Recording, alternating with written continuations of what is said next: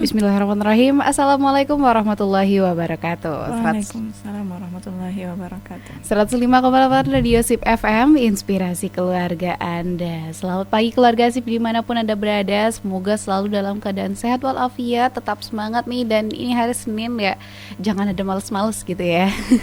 Tetap semangat di hari Senin, walaupun kemarin udah enak-enakan di hari Minggu ya. Dan keluarga Sip, seperti biasa nih ya, kita ketemu lagi dalam program Beranda Perempuan di jam 10 waktu Sip FM. Nah, di jam 10 hingga jam 11 ini Vika akan menemani ruang dengar Anda dalam Beranda Perempuan, tentunya dengan pembahasan-pembahasan yang menarik yang sangat bisa kita jadikan inspirasi dan juga kita terapkan nih.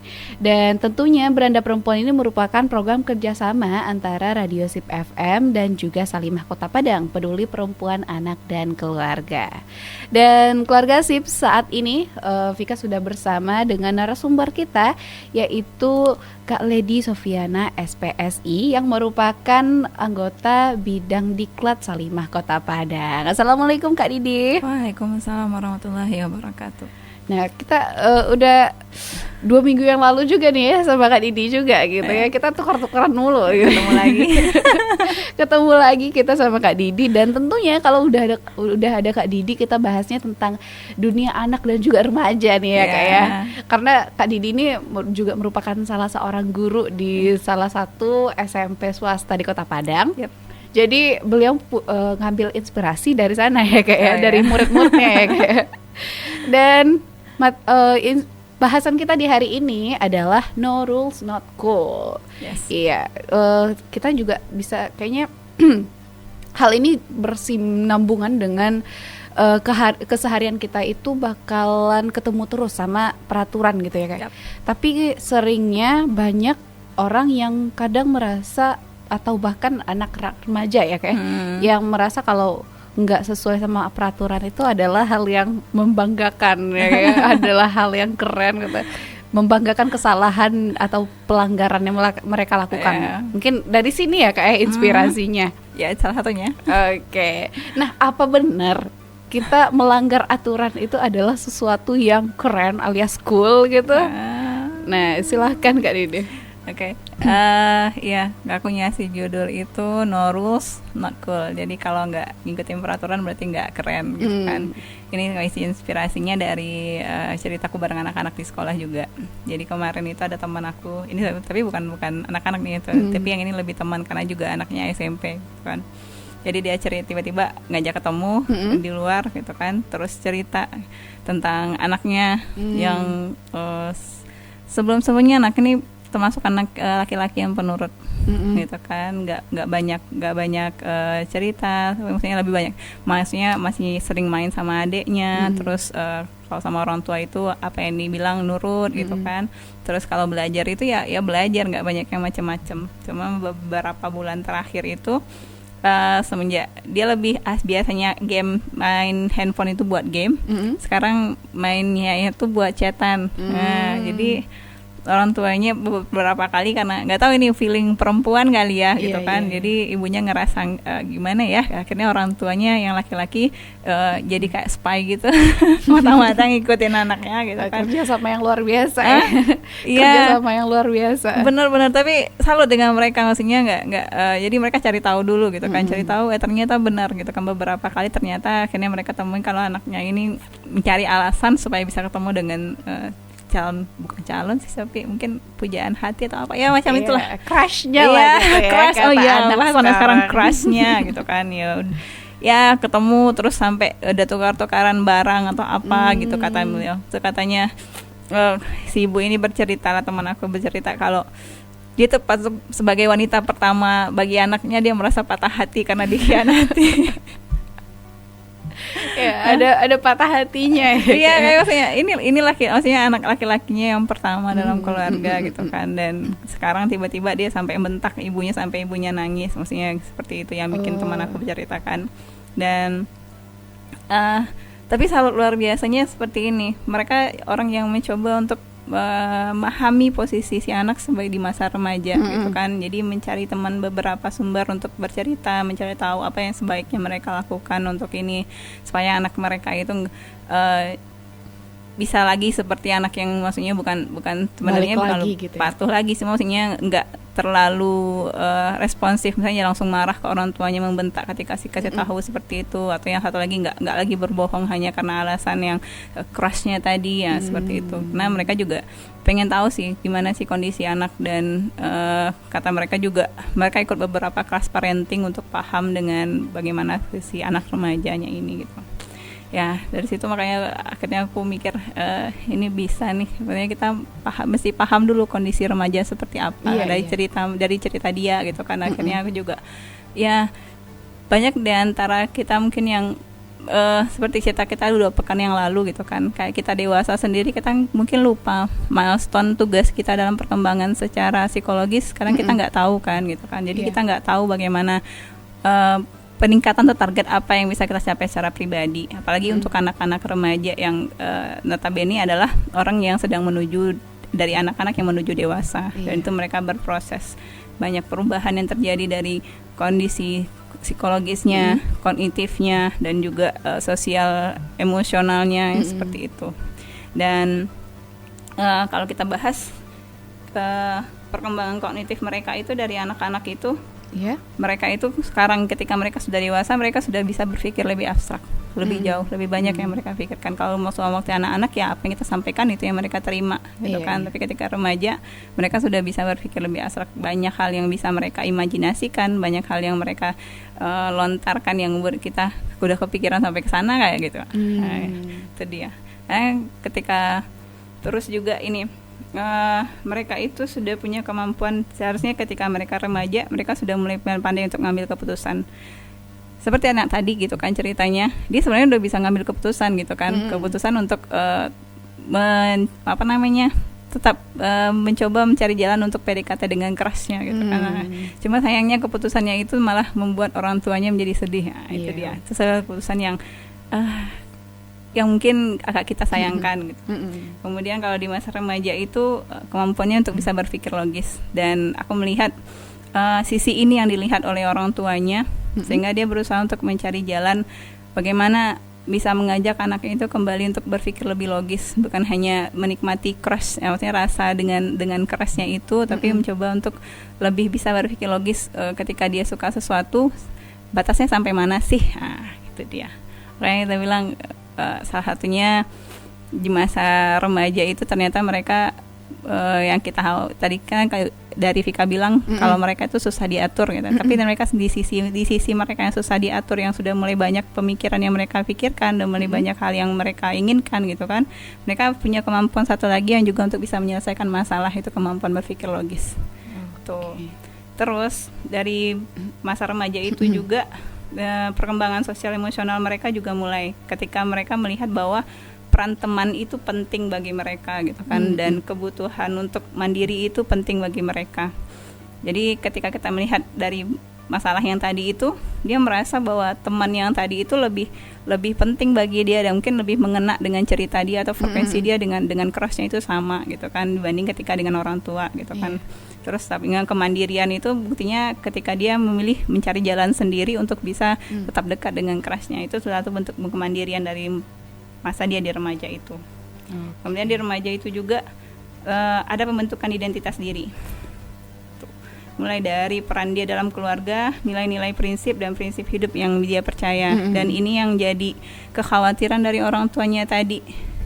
Ketika kita nggak tahu batasnya, maksudnya mereka menjadi merasa di patah hati itu karena nilai yang mereka harapkan untuk si anak nggak sama dengan apa yang dilakukan oleh si anak. Nah itu dia. Tapi memang karena mereka melihat bahwa dia masih dalam proses tumbuh untuk membentuk nilai yang lebih baik, tapi bukan yang dia tunjukkan saat ini. Seperti itu. Berbeda ekspektasi antara orang tua dan juga apa yang dilakukan atau kenyataan yang dilakukan oleh anaknya itu sendiri. Dan itu yang bikin orang tuanya patah hati. Tapi itu dia. Tapi itulah kondisi yang terjadi di masa remaja, dan yang terjadi pada si anak, dan juga terutama pada si anak sendiri, itu proses yang dialami di masa perkembangan dia di masa remaja. Dan dan pilihan orang tuanya untuk bisa bercerita kepada orang lain, mencari tahu tentang perkembangan anak, mencari jalan keluar itu, sampai akhirnya mereka melihat bahwa masih ada kemampuan berpikir logis yang bisa mereka kembangkan untuk mengajak si anak, akhirnya mereka duduk bersama dan bercerita gitu kan. Itu satu hal yang luar biasa bagi aku. Oke, ya berarti emang harus banget diapresiasi ya. Di sisi lain banyak orang tua yang ketahuan anaknya pacaran atau apa gitu ya, kayak langsung distrap atau apa gitu ya. Dan itu yang mesti kita sadari dalam proses beda antara anak-anak dan remaja gitu kan. Jadi ketika kalau di anak-anak, kalau kita bilang mereka ngasih perintah ya A yang dikerjakan. Kalau ketika dia remaja, dia sudah banyak, maksudnya sudut pandang mereka sudah lebih banyak. Jadi kita nggak bisa hanya langsung mematahkan satu hal ketika dia melakukan kesalahan. Dan itu yang ya misalnya kita bakal diskusiin setelah ini. Oke, nah keluarga sip, kita nanti bakal lanjut di segmen selanjutnya, karena di segmen selanjutnya kita masih bakal gali lebih dalam lagi nih mengenai dunia remaja ini dan juga dunia peraturan ini. Jadi jangan kemana-mana, tetap di 105,8 Radio Sip FM, inspirasi keluarga Anda.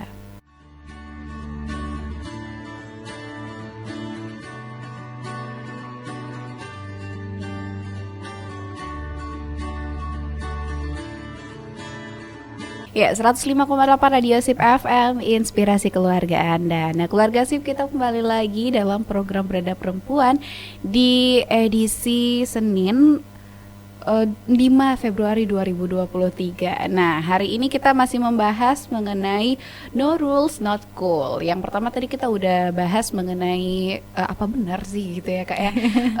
Anak remaja itu susah diatur, dan juga sebenarnya kita udah bahas tadi mengenai tahap-tahap perkembangan di dalam tubuh anak atau dalam pikiran anak remaja itu ya Kak ya.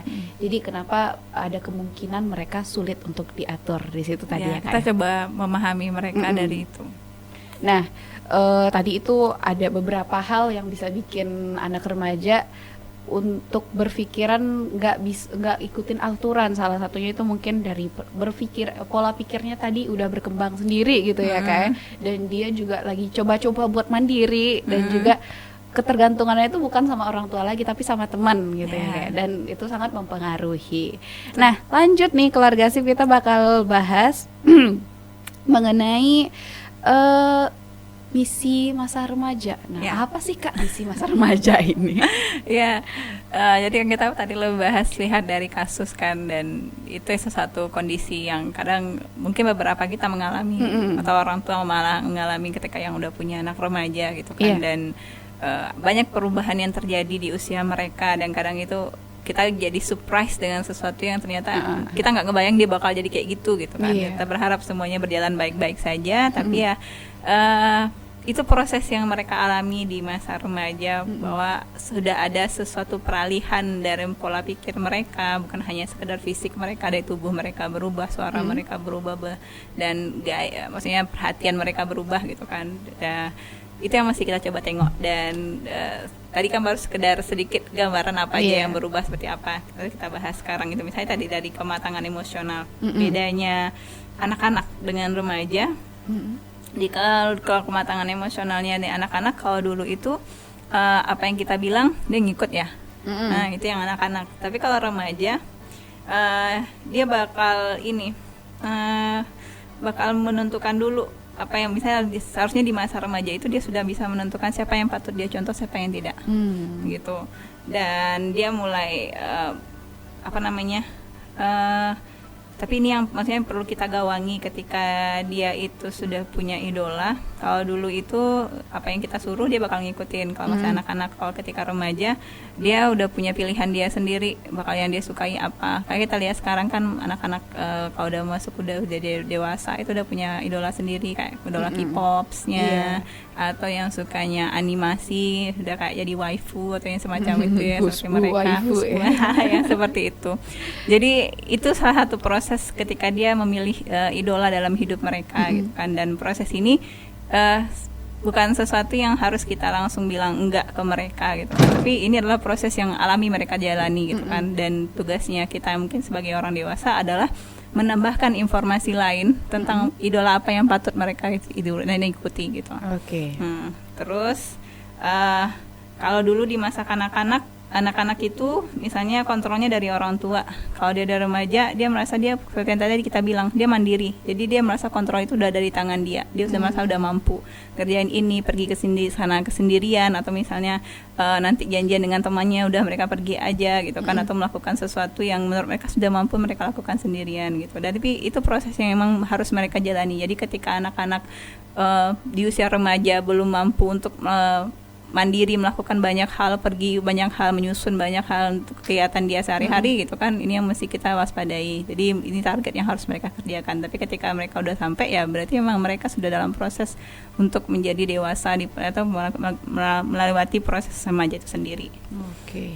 Terus kalau dulu itu anak-anak di masa anak-anak kita lihat kan anak-anak yang kalau misalnya lagi pengen mainan atau diganggu temennya sampai nangis susah dihentikan ya, itu memang proses yang terjadi di masa anak-anak. Dan ketika maksudnya ketika remaja, mereka sudah bisa diajak, kayak tadi kita bilang remaja itu sudah punya berpikiran logis, dan kita lebih bisa mengatakan ke mereka satu hal, dan mereka lebih bisa mengontrol emosi mereka di usia remaja. Itu dia. Kalau anak-anak berarti ada tantrumnya ya kayak. Tapi gimana nih kalau misalnya masih ada anak remaja atau bahkan dewasa yang masih ada tantrum-tantrumnya? Berarti perkembangannya belum selesai. Oke. Kalau udah ketemu yang kayak gitu, ya pilihannya satu, dia berusaha untuk menyelesaikan sendiri. Kedua, kalau enggak ya dia berarti cari pertolongan.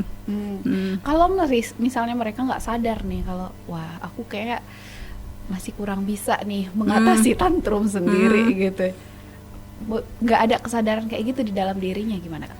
Satu ya, kalau mereka nggak sadar, kita bantu mereka sadar. Kita kasih tahu, maksudnya kalau kita kan udah kenal nih, kan sekarang kita udah bahas ketika dia remaja, berarti dia udah nggak kayak anak-anak lagi yang nggak bisa ngontrol emosinya. Dia sudah harus bisa mengenali emosi negatifnya dan udah bisa mengendalikan itu, walaupun mungkin itu belum selesai gitu kan, tapi dia sudah tidak lagi seperti hebohnya anak kecil yang berguling-guling di lantai ketika ada masalah. Kalau tahu misalnya berpikiran jauh, ketika temannya nggak suka dia sudah berpikiran sampai jauh banget, dia sampai benci begitu kali ke aku gitu kan. Jadi hal yang seperti itu yang sudah harus bisa dia kendalikan di masa remaja itu. Kalau dia nggak sadar, ya kita bantu yang sadarin dia, tapi ya caranya jangan langsung bilang kamu kok nggak masih anak-anak aja sih, enggak. Ya maksudnya yang kita ingetin ke dia ya, kan udah, maksudnya itu kamu tuh besok lebih bisa ini ya gitu kan. Jadi target yang apa yang mesti dia capai dengan pribadi dia itu yang seperti apa. Nanti lihat ya efek baiknya. Kalau kamu bisa lebih nggak bisa marah-marah kayak gitu kan, nanti bisa kerjaannya bakal lebih enteng dikerjain gitu kan. Atau mungkin kalau kamu nggak langsung marah-marah kan kita ngobrolnya lebih enak kan. Kita minta sebilangnya ke dia. Oke, berarti ada kewajiban untuk orang tua atau orang dewasa di sekitarnya untuk mengingatkan bahwa anak ini benar, di step ini dia harus seperti ini gitu.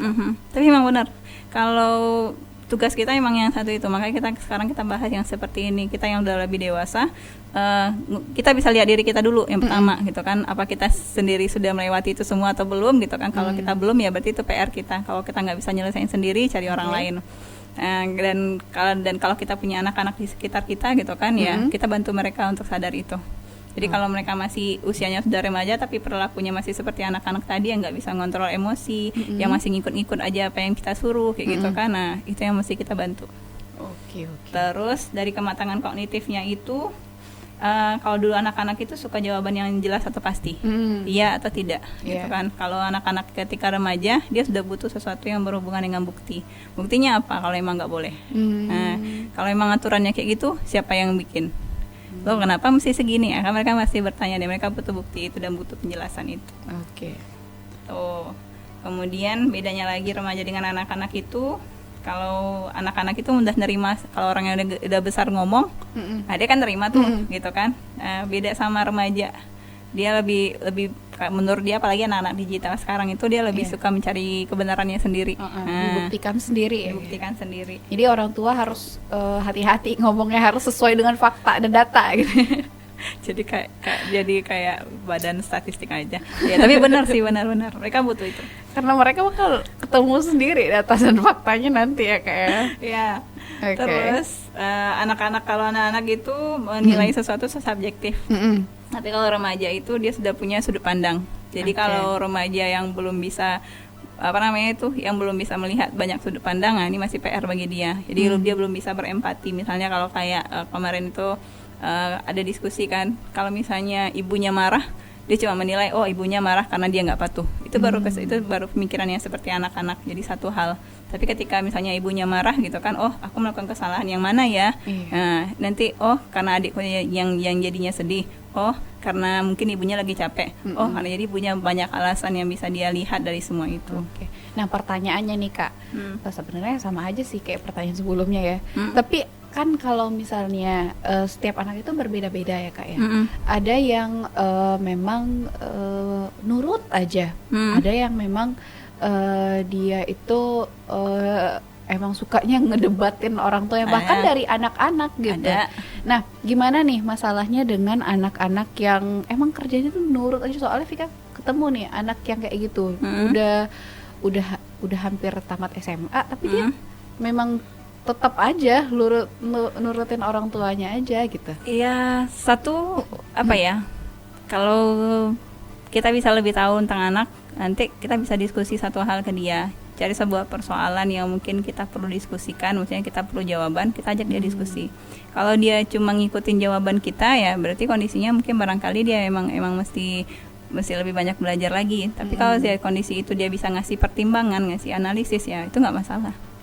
Kadang ada yang anaknya ketika dia nurut ke orang tua ya dia merasa itu memang jawaban yang benar karena dia udah melihat itu benar gitu loh. Berarti bukan semerta-merta itu artinya Dia anak belum- dia nggak menggunakan kognitifnya untuk menggali lagi ke dalam. Ya bisa jadi Belum ketika tahu ya, yang Kak. dia yang sampai orang tua itu dia ketemu kebenarannya kan, ayo udah dia nggak membantah lagi gitu kan. Oke, berarti harus dibuktikan dulu ya Harus kayak dibuktiin dulu. prasangka yang Vika bilang tadi dengan cara tadi ajak Kita diskusi. Kalau dia misalnya kita bisa kan kita nih kalau udah ngerasa kan udah dewasa nih, kalau kita ngebahas sesuatu kita kan pasti pakai analisis ini Iya, ya iya. gitu kan. Nah, jadi kalau dia juga punya pola yang sama, kita bakal ketemu kok. Oke.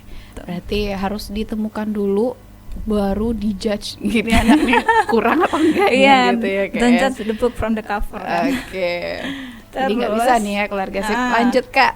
Terus yang di masa remaja itu tuh yang tadi yang kita cerita di awal soal kasus tadi, mereka itu ada perkembangan heteroseksualnya juga. Kalau dulu masa Ketertarikan sama anak-anak, lawan jenis ya. mereka nggak mempentingkan identitas. Dia perempuan atau laki-laki dia main Iya, juga, iya. main kelereng main juga kan, nah, main ke sawah main juga kan, Iya. nah main gundu main juga pernah nggak? Pernah. Oh pernah, oh ya. Kan Manjat-manjat pernah. nggak mikir kan itu permainan laki-laki ini perempuan nggak semuanya kan gitu. Enggak. Ada maksudnya ada yang permainan yang kita dimainkan anak-anak yang perempuan, ada yang dimainkan oleh laki-laki. Kadang ada juga yang kita main campur aja gitu yang anak-anak. Tapi ketika mereka sudah dewasa, dia udah bisa milih ini bagian laki-laki nih, ini bagian perempuan. Udah bisa bilang malu gitu tuh nggak sesuai sama kita gitu ya. Gitu.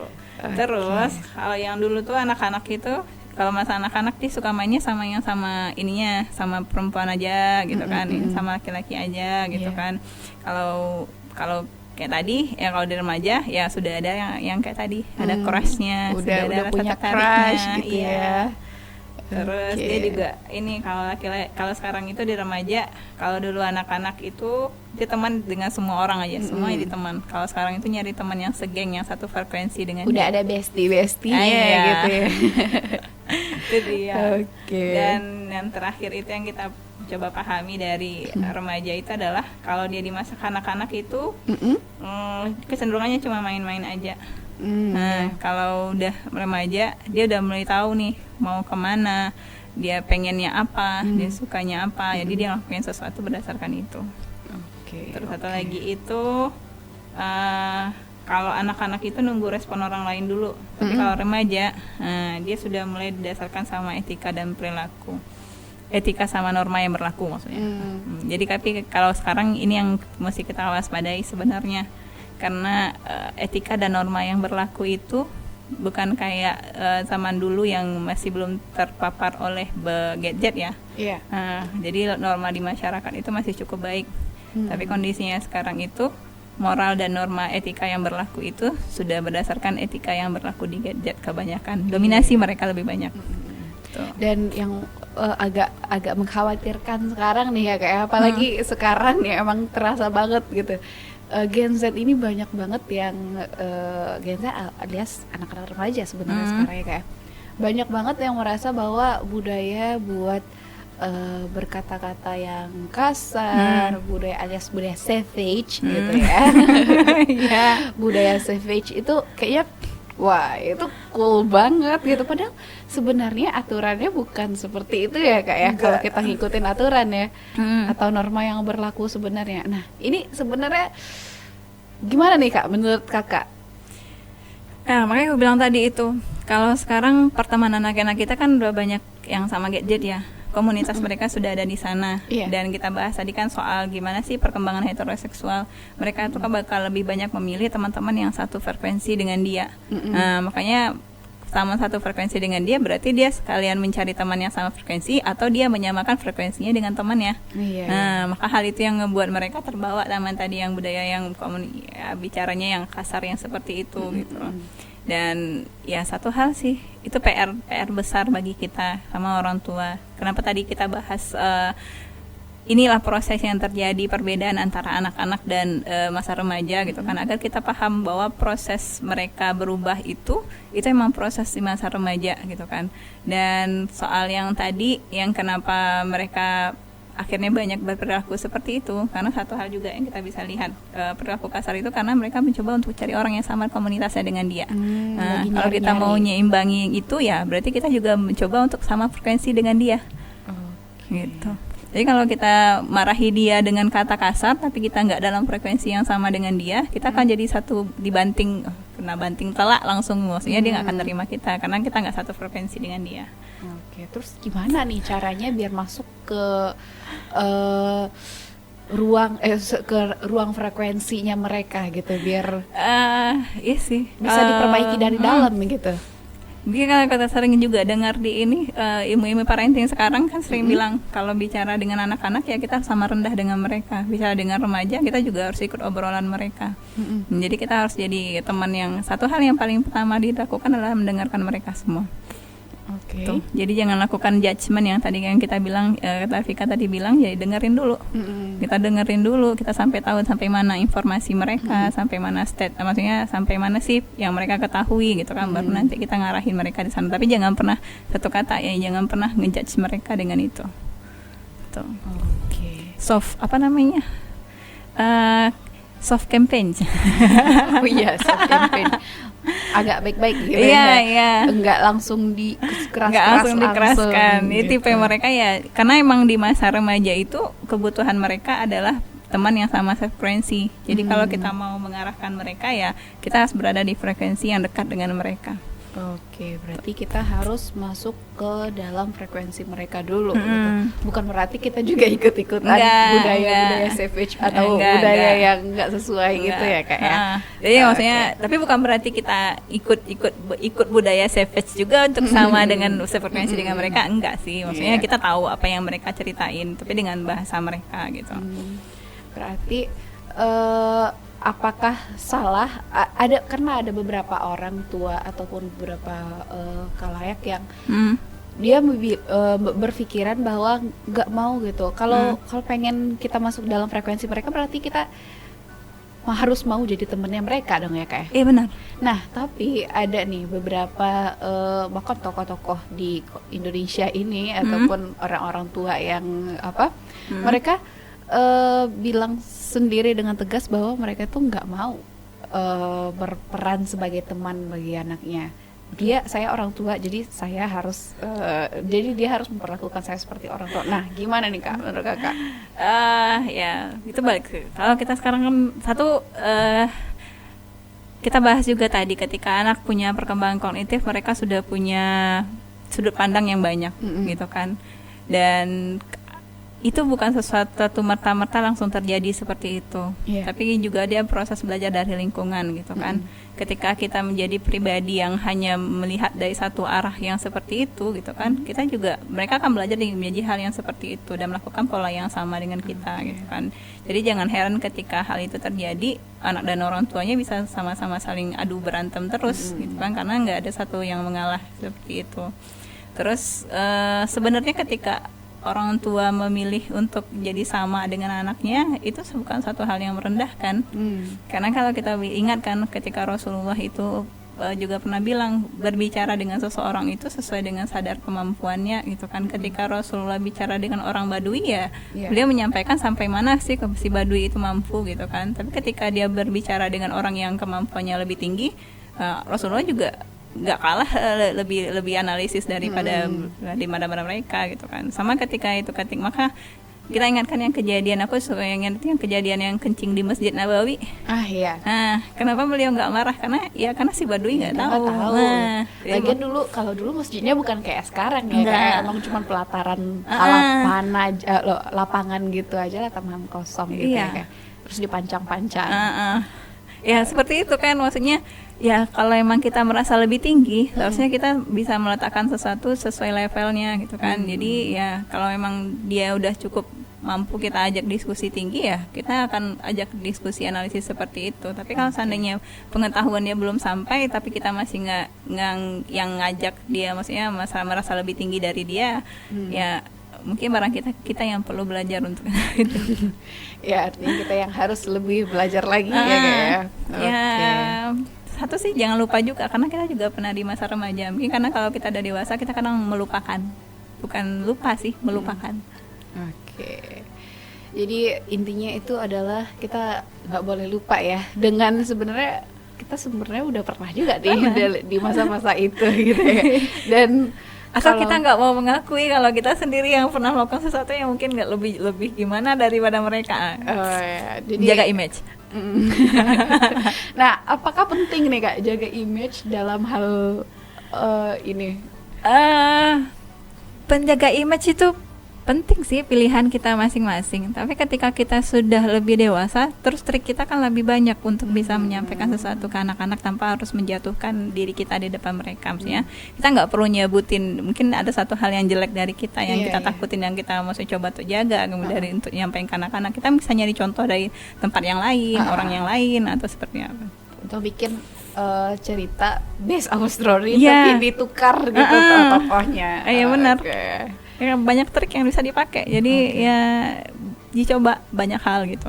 Jadi gitu ya kayak cara untuk menanamkan nilai-nilai untuk taat aturan. Jadi kita harus temenan dulu sama mereka. Iya, satu hal lagi nih, kenapa aku bikin judulnya No Rules Not Cool gitu kan? Mungkin kayak seperti sudut pandang kita aja. Aku beberapa dengan anak-anak, mungkin juga Vika juga ketemu dengan teman anak-anak yang usia remaja yang mereka nggak mau diatur, dan ketika mendengar kata aturan dan peraturan tata tertib itu satu hal yang mereka udah merasa momok, ini kayak bakal jadi dapat sanksi pelanggaran, dapat hukuman dan semacam itu. Ya makanya kita ya mungkin sebagai dewasa juga mencoba untuk tidak memberikan momok negatif itu ke mereka gitu kan. Makanya tadi kenapa satu hal yang gue kasih judul No Rules Not Cool gitu kan, ya itu yang kita bawa ke mereka. Kalau kita nggak punya aturan dalam hidup gitu kan, kita nggak jadi orang yang keren gitu kan. Buktinya aja satu orang yang keren yang udah wafat 1.500 tahun yang lalu itu kan, sampai sekarang masih orang paling keren di dunia. Karena dia mengikuti aturan itu sendiri. Iya, siapa coba? Nabi Muhammad. Iya, itu kan bukti yang itu otentik, maksudnya bukti yang otentik banget gitu kan, yang gaya hidupnya itu aturannya semuanya juga udah hidup gaya muslim kan. Bahkan Nabi Muhammad ini tercatat sebagai salah satu orang yang sangat populer satu dari 100 selama itu ya, selama peradaban yang ada gitu sampai sekarang. Dan itu nggak cuman untuk orang muslim tapi juga orang non muslim juga. Jadi diakui bukan cuma sebagai orang muslim tapi seluruh dunia mengakui itu. Iya betul. Oke. Jadi itu salah satu bentuknya kenapa maksudnya kita tanamkan ke mereka, bukan kalau kamu salah nanti kamu kena sanksi, ketika kamu salah nanti kamu kena hukuman, tidak. Tapi ketika kamu ikut aturan gitu kan, kamu bakal jadi orang yang keren. Contohnya siapa ya? Kita bisa salah satu yang paling dekat itu ya Rasulullah gitu kan. Sekarang yang mengikuti di bawahnya kan banyak gitu. Begitu banyak kalau kita dengar si VFM gitu kan banyak nih cerita yang tokoh-tokoh muslim gitu kan. Itu kan mereka yang mencoba untuk meletakkan aturan muslim dalam hidupnya, dan mereka jadi orang-orang yang keren yang sampai saat ini masih kita dengar namanya. Sip banget deh. Jadi intinya kita kalau ingin menerapkan nilai-nilai aturan itu ke anak-anak kita sendiri gitu ya. Artinya kita harus pertama berteman dengan mereka dan mengajarkan bahwa mengikuti peraturan itu bukan bikin kita antara jadi orang yang kamu bakal jadi orang yang sangat salah, kamu bakal jadi orang yang kena hukuman, enggak. Bukan, tapi kalau kita ikutin aturan kita kamu bakal jadi orang yang keren, orang yang hebat gitu ya Kak ya. Oke, karena Vika juga pernah dengar nih Kak, orang ada di salah satu seminar parenting gitu, beliau bilang kalau yang kita ajarkan kepada anak-anak itu bukan baik dan buruknya, tetapi semua rahmat yang diberikan oleh Allah Subhanahu wa taala, semua keindahan yang dimiliki oleh Allah Subhanahu wa taala. Dengan itu kita mengajarkan agama ke mereka. Ya, baru yang rahmatan lil alaminnya ketemu di sana. Bukan kita ngajarin kalau nggak sholat kamu masuk neraka, bukan gitu ya kayak. Oke, berarti hal ini juga berlaku di remaja kali ini di remaja. Oke. Noted ya. Benar. Jadi kan tadi kita bahas soal perkembangan remaja ya, gitu kan. Jadi kita pahami dulu perubahan apa yang terjadi ke mereka gitu kan. Jadi kenapa mereka susah diatur ya, karena perubahan yang tadi banyak hal yang mereka eksplorasi di dunia mereka yang baru karena mereka bersiap jadi orang yang dewasa gitu kan. Dan bukan mereka tidak taat aturan, mungkin salah satunya karena kita yang membuat judge negatif duluan yang akhirnya buat mereka sendiri yang jadi nggak mau taat dengan aturan itu. Oke, jadi sebelum kita ngejudge mereka kayak kita harus ngejudge diri kita sendiri dulu gitu, kayak kita harus pikir-pikir kontemplasi dengan diri sendiri kita selama ini gitu ya kayak. Oke deh keluarga, asik banget ya pembahasan kita di hari ini, sangat relate gitu dengan orang-orang yang di sekelilingnya itu. Pasti banyak deh di sekelilingnya itu ada anak-anak dan juga remaja. Dan ini sangat bisa banget ya buat kita terapkan di keseharian kita. Satu lagi aku mau nambahin juga, ada juga yang bilang kan, ya kalau mereka nggak dikasih hukuman, ya gimana mereka mau berubah gitu kan. Pertanyaan yang bagi aku yang pengen yang aku sampaikan adalah kita pengen perubahan yang seperti apa ke mereka. Nah, kita pengen merubah jadi orang yang baik. Oke. Contohnya ada nggak? Ada. Kalau contohnya ada, itu yang kita sampaikan ke mereka. Kalau kamu melakukan hal yang baik seperti ini, kamu bakal jadi orang yang ini. Beda kan kalau kita sampaikan, nanti kalau kamu nggak ngerjain ini, kamu bakal jadi anak yang gini-gini, yang jelek, yang nanti bakal nggak sukses, nggak ini, atau menjadi orang yang nanti nggak diterima di masyarakat, gitu kan? Mana yang lebih enak didengar ketika kalau kamu ngelakuin hal yang baik seperti ini, kamu bakal jadi sukses seperti orang ini loh. Kayaknya lebih enak kalau kita dapat harapan, dapat kayak inspirasi seperti itu dibanding kalau kita dikasih hukuman. Karena dia nanti bakalan apa yang masuk ke telinga kita bakal jadi sugesti juga buat kita, dan itu yang bakal kita kejar gitu ya. Oke. Nah, terlalu gak terasa nih udah bahkan lewat 1 jam ya obrolan kita dalam Beranda Perempuan kali ini tentang no rules not cool. Nah, sampai kita bakal dengerin closing statementnya dari Kak Didi. Jadi silahkan Kak Didi closing statement untuk bahasan hari ini. No rule not cool. Jadi kalau kita nggak ada aturan dalam hidup kita bakal jadi orang nggak keren. Jadi makanya jadilah muslim yang punya rules, yang ngikutin rules hidupnya sebagai seorang muslim, maka kamu kan jadi orang yang keren. Karena satu bukti yang paling keren itu Rasulullah.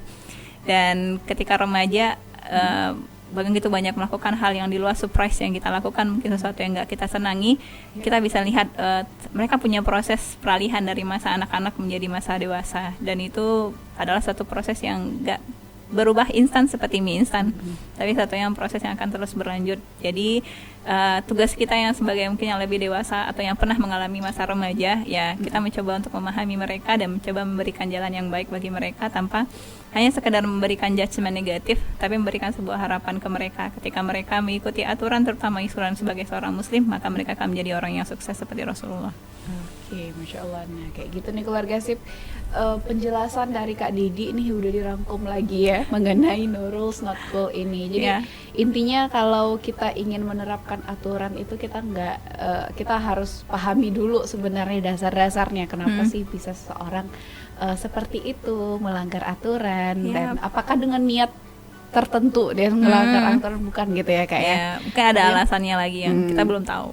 Dan kita juga harus belajar gimana caranya untuk bisa ini anak nih mau ikutin aturan gitu nih Yap. keluarga sip. Nah buat keluarga sip nih yang ketinggalan pembahasan kita di Beranda Perempuan edisi kali ini, jangan lupa untuk nanti dicek di YouTube kita di Sip Media karena bakal diupload di sana nih talk show kita di hari ini. Dan jangan lupa untuk di like, komen dan juga subscribe.